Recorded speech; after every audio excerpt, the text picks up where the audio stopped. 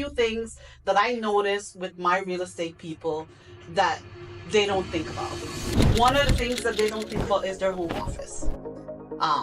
And especially in today's world, you know, understanding your home office. If you have a dedicated space in your home that you use for most of the time, is, you know, you need to take that into account as one of the expenses within your business. Are you allowed to take that deduction if you have a real estate office that you also go to?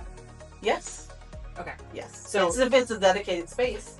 Okay, yes. So if agents have like a dedicated desk here, and they also have a home office that they work out of, because I mean, real estate is like that, right? Yes. They're allowed to do both? Yes. Okay. That's why I started talking about it first. The second thing is your business car.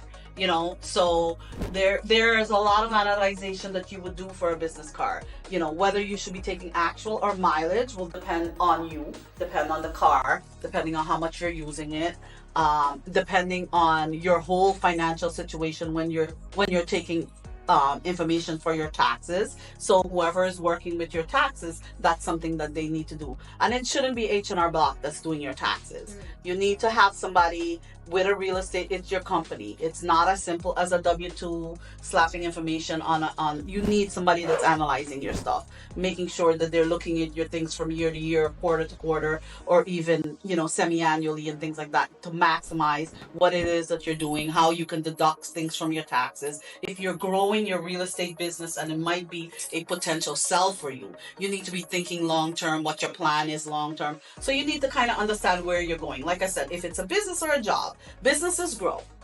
Jobs are just jobs. You grow in the job, but they're not growing. So you need to understand which one you have. If it's just a job, then you probably just need someone to maximize your deduction on your taxes, and that's it. If it's a business, you need to more than maximize your deductions. You know, you don't want to always deduct everything in the kitchen sink if it's a business, because nobody's going to want to buy or be in part of your business or be long-term planning with your business if your business doesn't look good on paper, or even if you intend to get if you intend to get leverage the business for something. If you're leveraging the business, even if you're leveraging the business to buy a home, you know, you're not making any money in your business, who's going to give you the money to buy a home? So you need to be thinking of all these long-term things. And there's also ways that you can maximize your profitability and minimize your taxes. For example, you guys should be thinking about retirement accounts.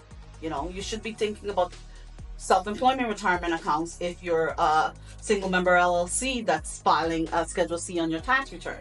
You should be thinking about Roth IRAs. You should be thinking about regular IRAs. You should be thinking about retirement. One of the things that I teach on my YouTube channel is, soon as you start working, you should be thinking about retirement.